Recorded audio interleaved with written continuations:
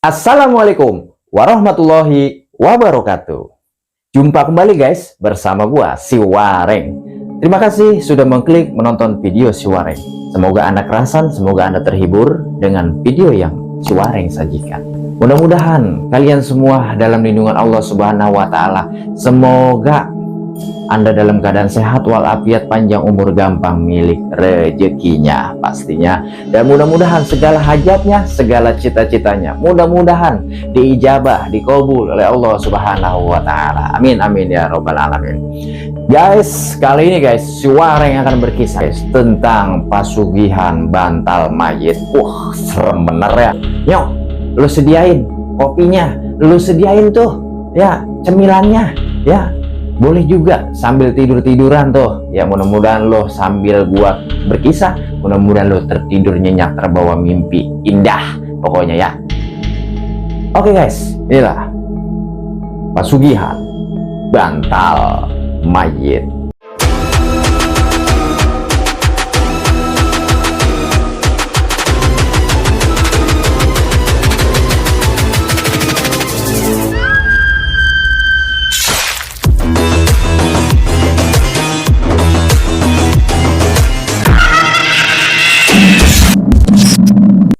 Namanya Amir.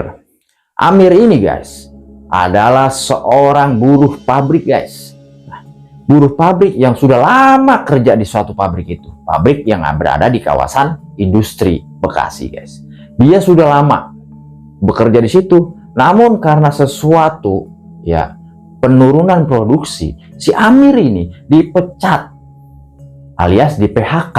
Akhirnya si Amir diberikan pesangon sama bosnya.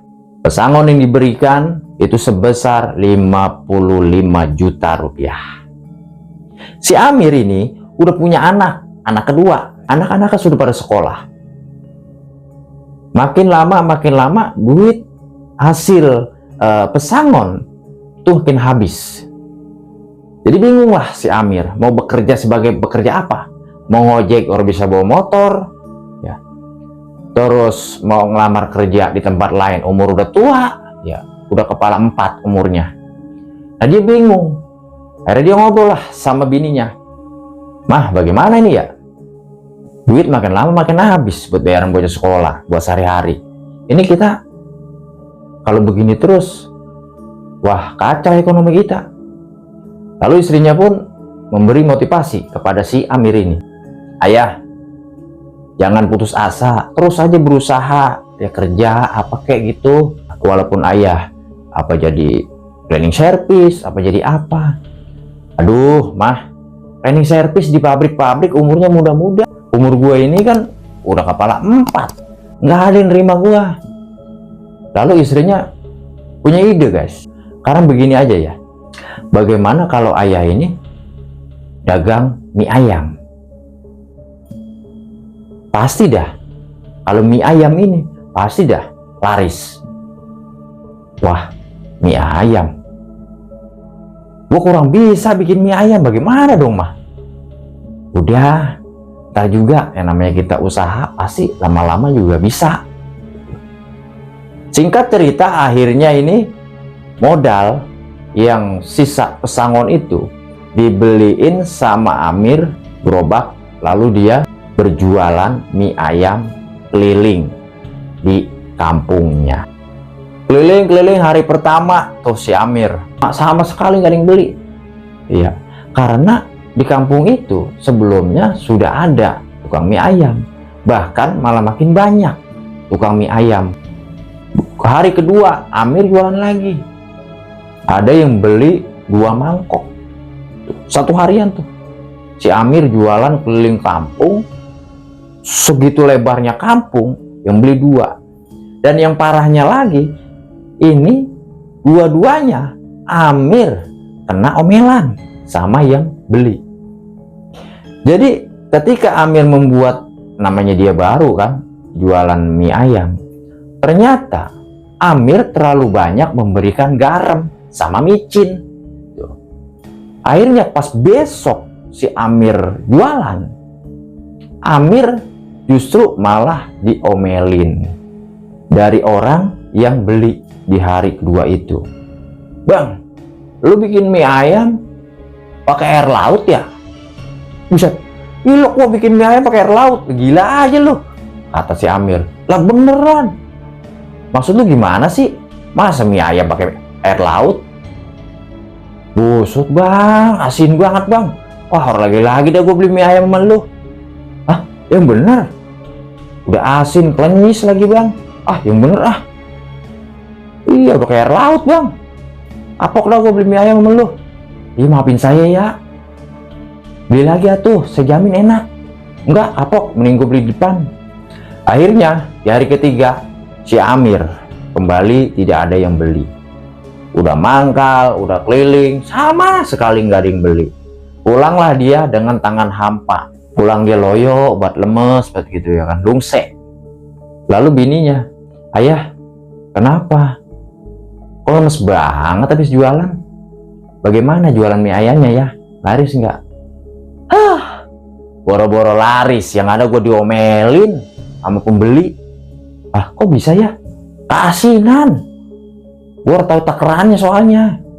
Ya udah ya, sabar aja. Wah, gua kalau begini gua harus nyari cara ini. Karena begini aja Maya, kita ikhtiar aja, kata si Amir. Ikhtiar kemana ya? No, di sono ya, di dekat Gunung Kemukus ada orang pinter.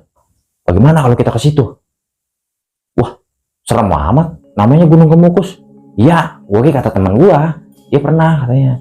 Karena dia buka dealer rame. Iya, dealer mobil, dealer motor, rame banget dealernya. Ayo kita kesana yuk. Ya udah ya.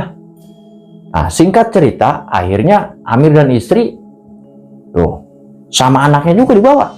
Tuh, naik mobil tetangganya pergi ke Gunung Kemukus. Sampai di sana, bertemulah Amir dengan kakek yang sudah ya lumayan tua lah. Jadi si Amir berkeluh kesah kepada si kakek itu, begini nak, kalau kamu usaha, ya harus yang rajin, ya. Yang namanya orang usaha itu memang harus sabar. Nanti juga lama-lama rame. Aduh, kek, saya kesono kemari, udah keliling-keliling, kaki saya udah pada, aduh pegel, aduh nggak ada yang beli, saya malah diomelin. Tolonglah kek, kasih saya apa kek? Cuman ya saya terus terang aja, saya punya uang buat kakek cuma 700.000, saya nggak bisa lebih dari itu. Nggak usah, kamu nggak usah kasih kakek itu, cuman kakek mah berpesan nggak usahlah kita macem-macem, kata si kakek itu. Ini dukun baik nih, gak usah macem-macem, gak usah neko-neko, ibadah aja yang rajin, minta sama Gusti Pangeran. Aduh, minta baik saya, cuma belum turun-turun kek. Aduh, biar cepet ini, soalnya saya kan kalau buat beli beras, buat kebutuhan keluarga, buat biar sekolah, uang pesangon saya udah habis kek. Tolonglah kek, tolong saya. Karena si Amir ini memaksa, akhirnya si kakek memberikan gagasan kepada si Amir. Sekarang begini, kamu mau jalan kiri atau jalan kanan? Jalan kiri, jalan kanan itu apa kek? Kalau kanan itu pastinya ubudiyah, pastinya ibadah. Kalau kiri kek? Kalau kiri itu penuh tantangan lika-liku dan sangat bersiko buat diri lu, dunia dan akhirat. Silakan kamu mau pilih yang mana, kata kakeknya kan. Udah kek, kalau kiri, tapi cepet, secepat kilat. Pasti dagangan lu dagang apa kek, pasti rame. Udah ki, saya kiri, tapi resiko lu tanggung sendiri ya. Oh yaudah ki, apa yang harus saya lakukan? Jadi begini, lu harus mengambil bantal. Wah, kalau cuma ngambil bantal mah gampang kek, saya bisa. Ya, di rumah saya juga banyak bantal. Tuh, bantal di rumah saya, bantal di toko mebel, apa bantal tetangga kek? Bukan bantal itu, tapi bantal mayit yang matinya di hari Rabu. Kaget dia kan, "Hah? Astagfirullahaladzim, bantal mayit yang matinya hari Rabu?" Ya udah kek. Terus bagaimana? Kamu gali kuburan orang yang mati hari Rabu, di malamnya kamu gali, kamu ambil bantalnya. Setelah kamu ambil bantal, nanti ketika makhluk astral datang mencari itu bantal, lu harus bisa meyakinkan makhluk tersebut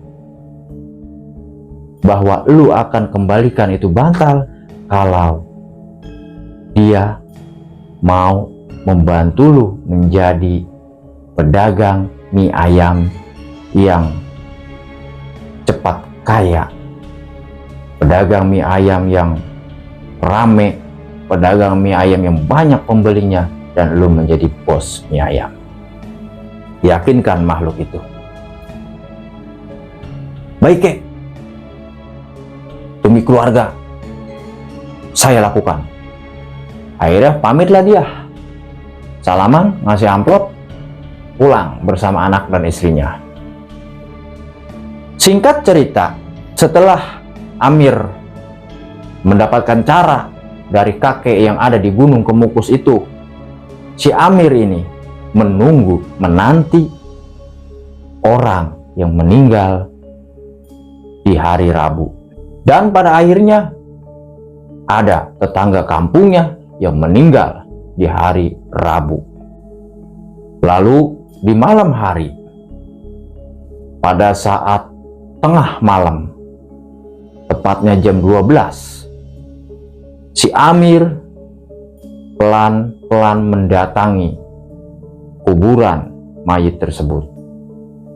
Keadaan hening, gelap, banyak suara-suara burung buak, banyak suara burung-burung seak. Di malam itu sangat menegangkan. Amir membawa pacul dan mulai menggali makam mayit yang dikubur di hari Rabu itu. Digali itu tanah sama dia, digali, terus digali.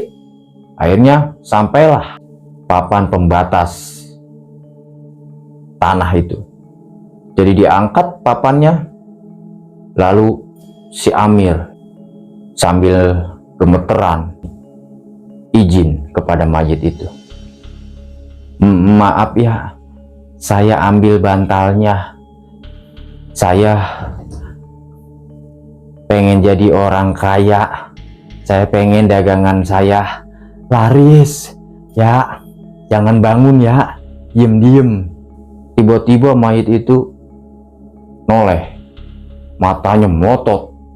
Amir kaget, gak ketulungan. "Hah?" Kaget dia. "Maaf ya, maaf." Lalu diusap sama Amir. Diambilnya itu bantal. Lalu Amir pun mulai mengubur kembali. Ditata itu papan sama si Amir, lalu dikubur, dan setelah itu si Amir pulang dan berhasil mengambil bantal mayit yang meninggal di hari Rabu tersebut. Singkat cerita, setelah kejadian itu, Amir menunggu-nunggu kedatangan makhluk itu. Namun ternyata tidak ada yang datang, guys. Singkat cerita, malam Kamis, malam Jumat, malam Sabtu, dan di malam Jumat kedua, inilah si Amir diganggu sama makhluk astral. Lagi ngopi si Amir sendiri, sambil nonton TV. Anak-anaknya tidur, istrinya tidur, si Amir diganggu. Suara desahan.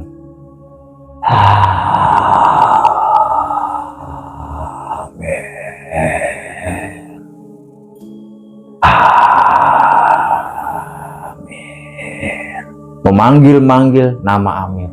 Amir pun tercengang, kaget. Hah, suara apa ini ya? Waduh, jangan-jangan makhluk ini yang mau ngambil bantal nih. Lalu tiba-tiba guys, kaca jendelanya seperti ada yang menggerak-gerakan. Sak, sak, sak, sak, sak, sak. Lalu di balik kaca tersebut seperti pocong guys. Amir pun kaget. Hah? Wah, ini nggak salah lagi. Ini pasti makhluk itu. Dia mau mengambil bantal. Lalu Amir keluar. Wah, mana dia? Nggak ada siapa-siapa. Mana dia? Lalu tiba-tiba ketika Amir balik badan ke arah pintu, dia kaget. Langsung berhadapan dengan pocong. Dia nengok. Oh, siapa kamu? Amir, kau yang mengambil bantalku. Amir, kembalikan bantalku Amir. Kembalikan bantalku Amir. Hah? Rupanya kau yang aku tunggu-tunggu, kata si Amir. Aku akan kembalikan bantalmu, asal kamu dapat memenuhi syarat dariku. Saya akan kasih kamu bantalmu, asalkan kau mau membantuku. Agar dagangan mie ayamku laris. Agar mie ayamku maju, aku menjadi orang kaya. Nanti setelah aku menjadi orang kaya nanti, aku akan berikan bantalmu.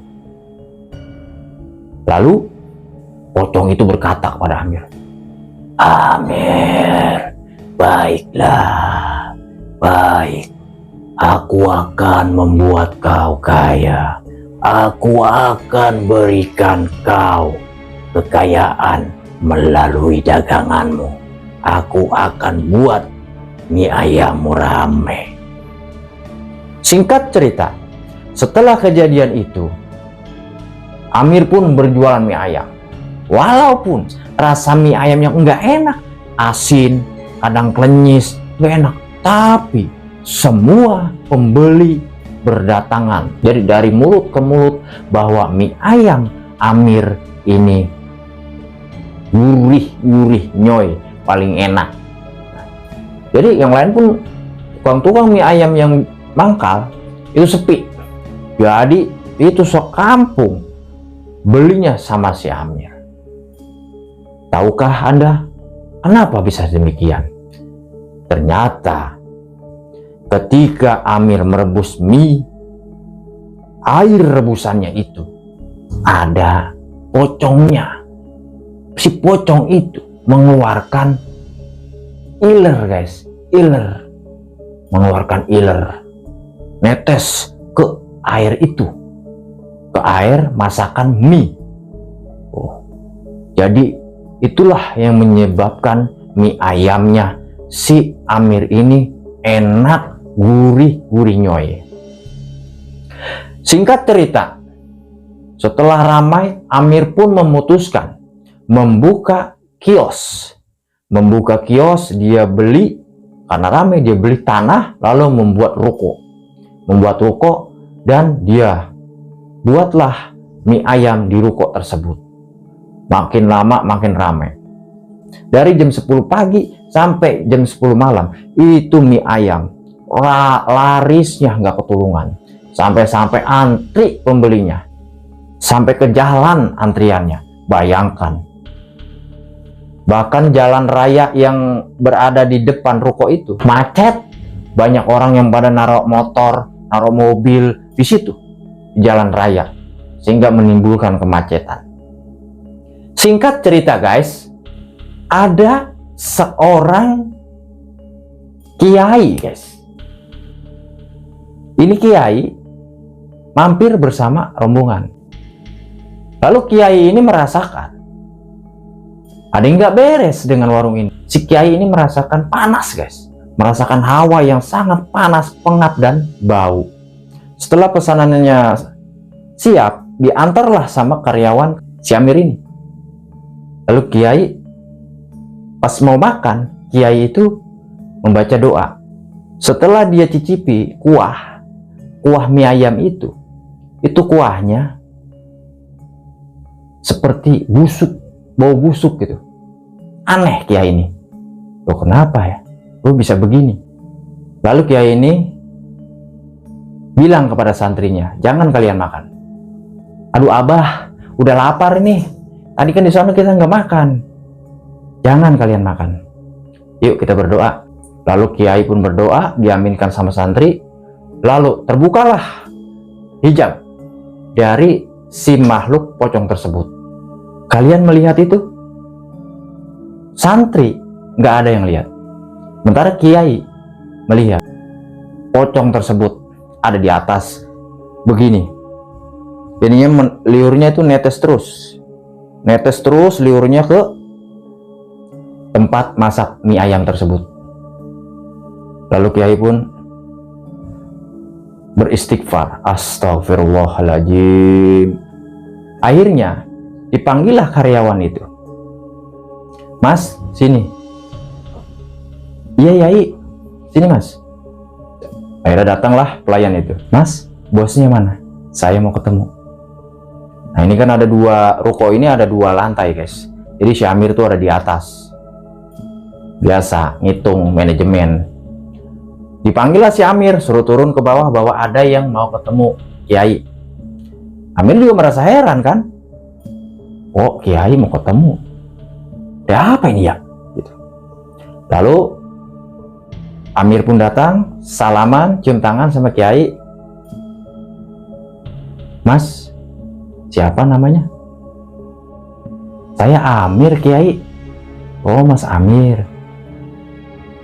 Ayo mas, kita ngobrol dulu sebentar. Akhirnya Pak Kiai ini memberi wejangan. Mas, mohon maaf banget mas. Mohon maaf ya saya. Mohon maaf sekali lagi. Bukan berarti saya mau mengusik, bukan berarti saya mau apa. Tapi sesama muslim saya hanya mengingatkan mas. Sudahilah jualan dengan cara begini. Karena mas, nanti kita yang akan kena juga. Kita akan menderita. Oke sekarang rame, tapi lambat laun nanti keturunan mas yang akan merasakan rezeki seret, penyakit, segala macam mas. Emang kenapa Pak Kiai? Pura-pura nggak tahu nih si Amir. Mas bisa ngeliat nggak yang ada di atas dangdang tempat masak mie ayam gitu? Emangnya Pak Kiai melihat itu? Iya. Itu punya mas, itu peliharaan mas. Sebaiknya sudahilah mas, sudahi. Ya kita jualan apa adanya aja. Saya tanya sama Mas Amir, selama ini bagaimana? Setelah Mas Amir mendapatkan pembeli yang rame, setelah Mas Amir jadi orang kaya, apa yang Mas Amir rasakan? Ya memang sih, kalau yang saya rasakan ya enak, Kiai, enak. Cuman saya nggak punya ketenangan batin aja. Nah itu mas, ya saya hanya mengingatkan, memberi saran, sudahilah, sudahi mas, istighfarlah, istighfar. Saya yakin mas ke depan, walaupun biasa saja, ke depannya nanti akan merasakan ketentraman, kedamaian, baik lahir maupun batin. Saya bantu doa mas, biar mas jadi pedagang yang sukses. Boleh saya buka hijab semua ini? Jangan Pak Kiai, jangan. Iya dah, saya akan sudahi semua ini. Saya sangat menyesal Pak Kiai, saya sangat menyesal. Saya akan sudahi, demi Allah, saya akan sudahi semua ini. Singkat cerita guys, setelah obrolan itu, lalu Amir pun bercerita kepada istrinya bahwa dia bertemu Kiai, dan ternyata istrinya malah senang. Ya udah mas, kita biar tentram. Ini rasanya kita walaupun kaya, tapi kita nggak ada ketentraman batin. Kita sering ribut, sering apa gitu. Udah mas ya, sudahi aja. Ya baik, kalau kamu pun menyetujuinya, kalau kamu pun mengikhlaskannya. Ikhlas banget mas, ayo mas. Walaupun kita biasa-biasa, yang penting kita tentram, baik lahir maupun batin kita, ya mas. Dan setelah itu guys, akhirnya Amir memutuskan, bertekad bulat meninggalkan itu semua. Asbab dari wejangan nasihat Kiai itu. Akhirnya bantal yang sudah dicuri dari makam itu dia taruh lagi, yang padahal sudah tahunan. Itu bantal masih awet, itu bantal masih terjaga sama si Amir. Lalu diantarkanlah bantal tersebut, digali lagi makam itu, ditaruh sama Amir di kuburan tersebut. Lalu Amir pun tetap berjualan mie ayam walaupun tak seramai yang dulu, namun si Amir merasa ketenangan. Oke guys, demikianlah kisah Amir ini. Kisah ini mudah-mudahan jadi pelajaran buat kita semua guys, khususnya buat saya, Ciwareng. Jangan sampai kita nekat ya cari yang instan, ya jualan kagak rame, akhirnya nyari pesugihan. Nah, alhamdulillahnya nih si Amir bertemu dengan kiai yang betul-betul ulama, yang betul-betul kiai, bukan kiai amplop dah pokoknya. Ini betul-betul wejangannya sangat mengena di hati, sehingga si Amir ini tobat dari pesugihan. Nama, tempat, kejadian, peristiwa dalam kisah kali ini Ciwareng Samarkan. Dan mudah-mudahan di balik kisah ini ada sebuah hikmah untuk Ciwareng dan kita semua. Terima kasih banyak atas perhatian. Mohon maaf atas segala kekurangan. Assalamualaikum warahmatullahi wabarakatuh.